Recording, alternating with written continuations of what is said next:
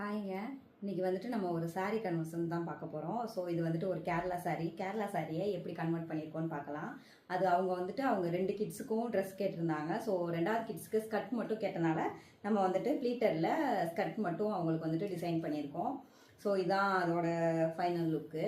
இது வந்துட்டு skirt portion. இன்னொரு பாப்பாவுக்கு வந்துட்டு ஃபுல் ஃப்ராக்காகவே கேட்டிருந்தனால நம்ம என்ன பண்ணியிருக்கோம்னா, ஸோ ஃபுல் ஃப்ராக்காகவே ஸ்டிச் பண்ணிட்டோம்.